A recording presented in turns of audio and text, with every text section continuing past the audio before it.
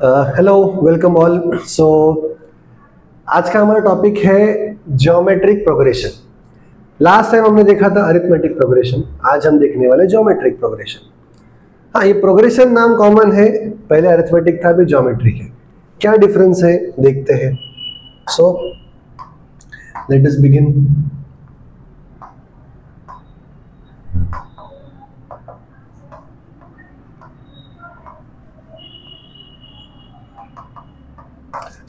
पहले हमने देखा था प्रोग्रेशन का मीनिंग क्या होता है। The progression is nothing but sequence, जो प्रोग्रेस होते जा रहा है, आगे बढ़ रहा है, और वो सीक्वेंस में कुछ तो भी कॉमन चीज है। दो कॉन्सेक्यूटिव टर्म्स के बीच में there is something which is common and a pattern that is being followed. तो अभी यहाँ पे भी एक पैटर्न होता है। अरिथमेटिक प्रोग्रेशन में जो पैटर्न था वो ये था कि दो कॉन्सेक्यूटिव टर्म्स के बीच का डिफरेंस सेम था। दो कॉन्सेक्यूटिव टर्म्स के बीच का डिफरेंस सेम था। यहां पे जो है वो है कि the ratio is constant. Ratio is constant. अब इसका मीनिंग क्या होता है? रेशियो इज कांस्टेंट का मीनिंग ये है कि अगर मैंने कोई टर्म ले ली, जैसे अगर मैं थर्ड टर्म लूं, उसको डिवाइड करूं सेकेंड टर्म से, तो मुझे जो मिलेगा that is of constant term. मैं कोई भी दो टर्म्स ले सकता हूं और मुझे जो मिलेगा रेशियो वो कांस्टेंट रहेगा। जैसे T3/T2 का रेशियो ले लो या T5/T4 का रेशियो ले लो, वो भी सेम ही आने वाला है। इसका एक एग्जांपल देखते हैं। ओके, सो लेट अस से मैं एक अरिथमेटिक ज्योमेट्रिक प्रोग्रेशन लेता हूं। For example 3, 6, 12, 24, 48, 96 so on. देखो अभी इसमें क्या दिख रहा है तुम्हें, क्या हो रहा है, क्या सिमिलरिटी दिख रही है?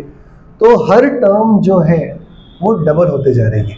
Yes, do you agree?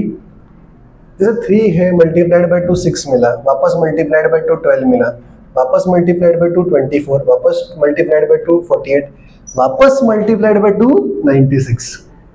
तो क्या पता चला कि अरे आगे की टर्म लाने के लिए हमने 2 से मल्टीप्लाई किया, तो इसका मीनिंग क्या हो गया? मेरा रेशियो क्या हुआ? 2। चाहिए तो देख लो, देख लेते हैं ना। T4/T3 is equal to what? T4 24 है और T3 12 है। 24/12 इज इक्वल टू 2। वैसे ही T6/T5, T6 क्या है? मेरी 96 अपॉन T5 क्या है? 48।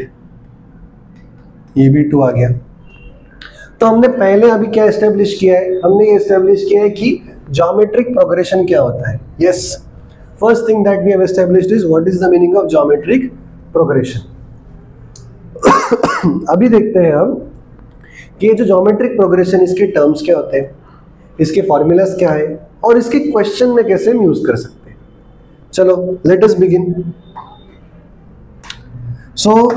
जैसे अरिथमेटिक प्रोग्रेशन में था वैसे ही यहाँ पे भी होने वाले। The first term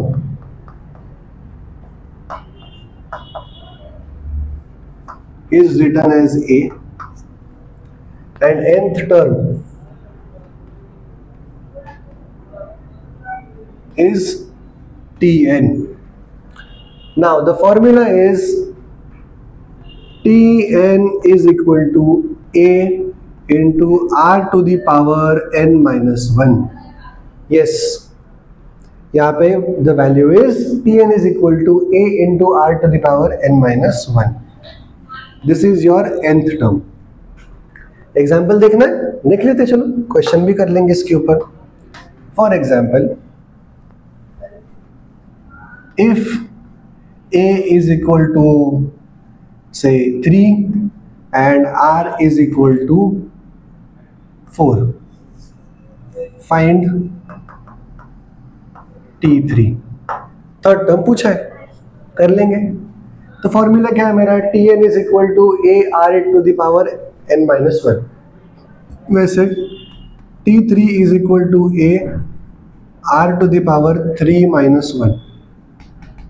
Therefore T3 is equal to A की वैल्यू 3 है, R की वैल्यू 4 है, और ये 3 माइनस 1 2 हो गया, that is 3 into 16 that is equal to 48। Clear हुआ? बेसिक क्वेश्चन बेसिक तरीके से हमने सॉल्व किया, कुछ भी डिफिकल्टी नहीं। Okay, the first thing that now we have studied in the formula part is कि nth टर्म का फॉर्मूला क्या होता है। सो एक क्वेश्चन और देख लेंगे इसके ऊपर, then we will go ahead for the summation. So let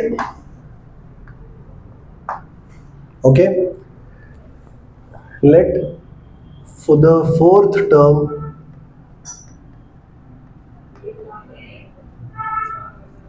of a GP be, let the fourth term of a GP be 48. Okay, 48, and ये फोर्थ टर्म हो गई, एंड द सिक्स्थ टर्म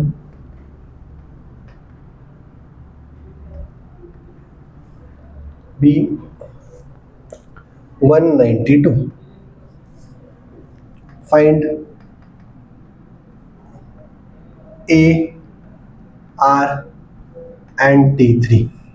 चलो निकाल ही लेते हैं सब कुछ, पहले लिख लो T4 is equal to 48, therefore Tn का फॉर्मूला क्या है, यहाँ पे लिख देता हूँ मैं पहले, Tn is equal to AR to the power n-1।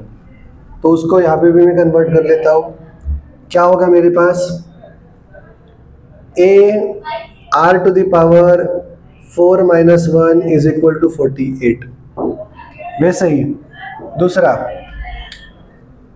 T6 is equal to 192, therefore AR to the power 6 minus 1 is equal to 192। अब इसको अच्छे से लिख लेंगे वापस एक बार, AR cube is equal to 48, AR to the power 5 is equal to 192। अब मैं क्या बोल सकता हूँ, मैं इन दोनों का रेशो ले सकता हूँ। अब तुम पूछोगे सर रेशो ही क्यों? अरे सिंपल रीजन है, अगर मैं दिस डिवाइडेड बाय दिस करूँ तो मेरा A और A कट जाएगा, कैंसल आउट होगा। So therefore AR to the power 5 upon AR cube is equal to 192 divided by 48। तो A और A चला गया, और इससे मुझे क्या मिला, yes, from this I got that laws of indices R square is equal to, this is 1, this is 4, R square is equal to 4, so R is equal to 2। Actually plus and minus तो दोनों आ सकते हैं, लेकिन यहाँ पे मैं consider कर रहा हूँ सिर्फ +2। ओके, बेसिक क्वेश्चन है इसलिए आगे जाके पता चलेगा, मैं बताऊंगा डिटेल्स और। सो R तुम्हें मिल गया 2, नाउ कर लो भाई काम, और क्या बचा है, you know that what, that AR to the power 3 is equal to 48, therefore A2 का cube is equal to 48, therefore A into 8 is equal to 48, therefore A is equal to what, 6। दो चीजें मिल गई, R की value, A की value. क्या चाहिए था मुझे, देख लो एक बार, A की वैल्यू, R की वैल्यू और T3। अब T3 क्या मुश्किल है, ये तो मुझे मिल चुका है, मैं T3 भी निकाल लूंगा। कैसे निकालूंगा देखो, सो for T3 we can say that T3 is equal to A R to the power 3 minus 1, that is equal to AR square। so क्या वैल्यू आएगी, सिंपल है, that is A की वैल्यू डाल दो 6 and R की value डाल दो 2, so 6 into 2 square that is 6 into 4 that is equal to 24। Simple as that। सो क्या सीखा हमने इस क्वेश्चन में से? हमने तीन चीजें सीखी। पहला, अगर हमें दो टर्म्स दी जाए और उनकी वैल्यू दी जाए तो हम उसको डायरेक्टली लिख सकते हैं इस तरह से। सेकंड, अगर दो टर्म्स मिली हमें, एक और दो, तो अगर मुझे ए या आर निकालना तो सबसे पहली स्टेप क्या होगी? मैं दोनों के लेफ्ट और राइट साइड का रेशियो ले लूंगा, एक इक्वेशन अपॉन दूसरा इक्वेशन। क्यों? ए और ए कट जाएगा, बचेगा सिर्फ आर, आर की पावर बचेगी, तुम्हें आर पहले मिल जाएगा। ये दूसरी चीज पर चली। And third thing, if you have A and R you can find out any number of term, you can find out any number of term. Okay, clear with this? Now what is the last thing that we need in a GP? yes, AP की तरह ही हमें GP में और एक चीज लगती है, और वो क्या होता है? sum of n terms of a GP. so क्या है वो? देखो, sum of n terms of a GP. Therefore, Sn is equal to, अब इसके ना एक्चुअली दो फॉर्मूलाज होते हैं, दोनों में ज़्यादा डिफरेंस है नहीं, लेकिन हम जो सीखते हैं वो इसी फॉर्मेट में सीखते हैं कि हम कोई भी यूज़ कर सके। Okay, we can use any one form. So Sn is equal to a in bracket r to the power n minus one upon r minus. ये फॉर्मूला तब होता है जब r की वैल्यू होती है 1 से बड़ी, okay, and r is not equal to 1। So ये दोनों का मीनिंग, नीचे का मीनिंग सबसेट कर देता है ऊपर का part. So r is greater than 1 के लिए ये यूज होता है। अब ये सर आपने ऐसा क्यों लिखा है कि r इज ग्रेटर देन 1? देखो, एक बहुत बड़ा मिसकंसेप्शन होता है हमारे दिमाग में, बचपन से हमें लगता है कि अरे रेशो है, नंबर है। नंबर मतलब क्या बोला? अगर मैं नंबर बोला तो what is the thing that you comes to your mind? Number is 1 2 3। हाँ, 1 2 3 4 इज ऑल्सो नंबर, बट 0 भी एक नंबर है, -2 भी एक नंबर है, 7/12 भी एक नंबर है, और 0.37 भी एक नंबर है, √3 भी नंबर है, √21 भी नंबर है। ओके, -3/7 भी नंबर है, -0.09 भी एक नंबर है। So always remember, number can be anything. It can be integer, it can be whole number, it can be natural number, it can be decimal, it can be fraction, it can be reciprocal, or it can also be a root. Any type. Number can be anything. It can be positive, negative, whole number, integer, yes, natural number, fraction or root. कुछ भी हो सकता है। Now, considering that part, जो second formula है Sn का, that is a 1 minus r to the power n upon 1 minus r। This is when r इज less than 1। अब इसमें होता क्या है? बस व्हेन वी से r की वैल्यू छोटी है 1 से, तब उसकी पावर बढ़ती है, तो r to the power n की वैल्यू जो है वो छोटी छोटी होती जाती है। When the number is between 0 and 1 and the power increases, the value of that thing decreases. So this gets converted more or less, okay, to the end is कि जो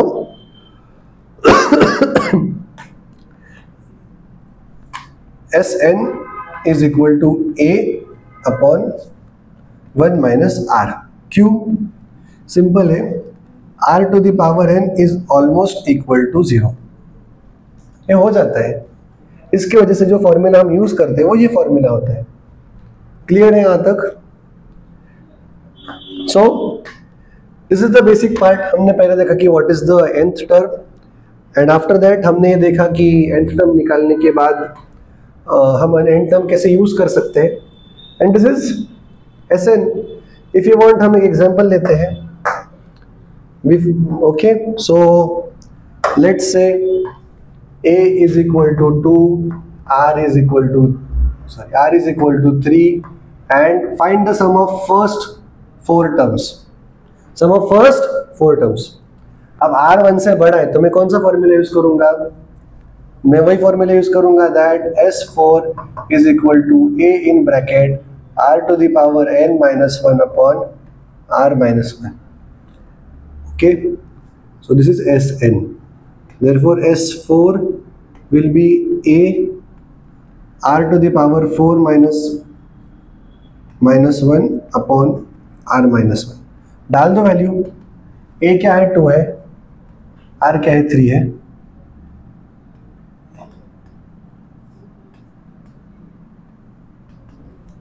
बराबर, कोई डाउट इसमें? सो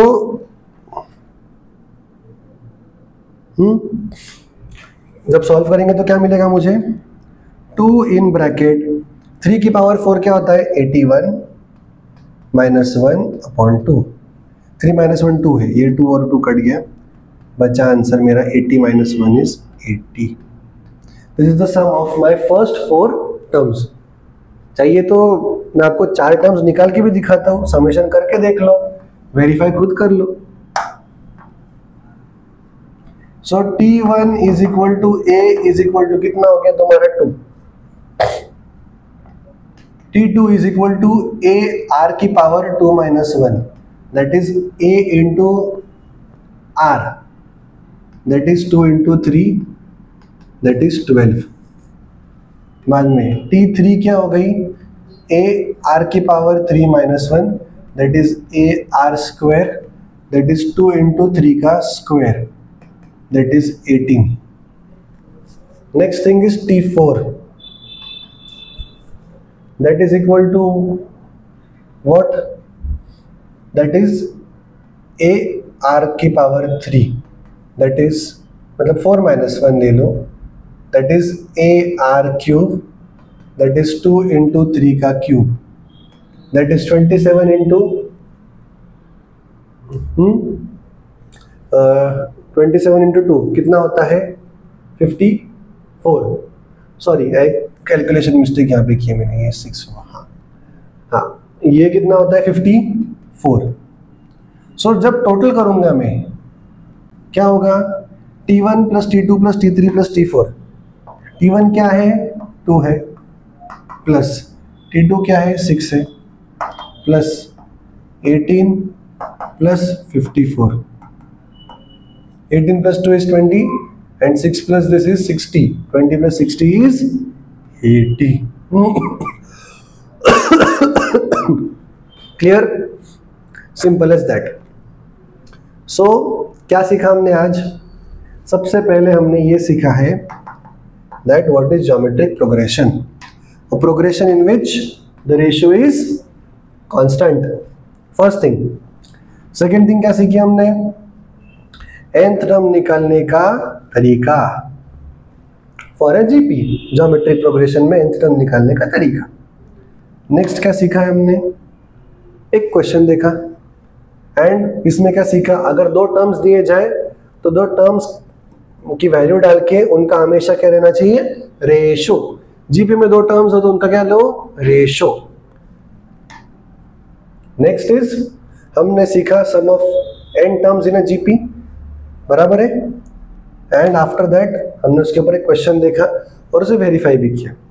so this was the concept, terminology and फॉर्मूले of geometric progression. इसके अंदर कुछ variations भी है क्वेश्चंस के जो पूछे जाते हैं एग्जाम में कई बार. And in the meantime मैं आगे एक और लेक्चर कंडक्ट करूंगा फॉर द क्वेश्चंस. डेफिनेटली हम वो भी कवर करेंगे. So we'll start with the basics, go on to tricky questions. Apart from this, आपको जो कोई भी टॉपिक लगे कि यस सार्थक सर ने ये टॉपिक लेना चाहिए, कि हमें सर इसमें डिफिकल्टी है, इसके ट्रिक्स बताओ, please put down in the comment section. हम डेफिनेटली उस टॉपिक के ऊपर वीडियो बनाने का ट्राई करेंगे. And in the mean time do like, share and subscribe to the YouTube channel. Also do share this video with all your friends who might find this helpful, and thank you.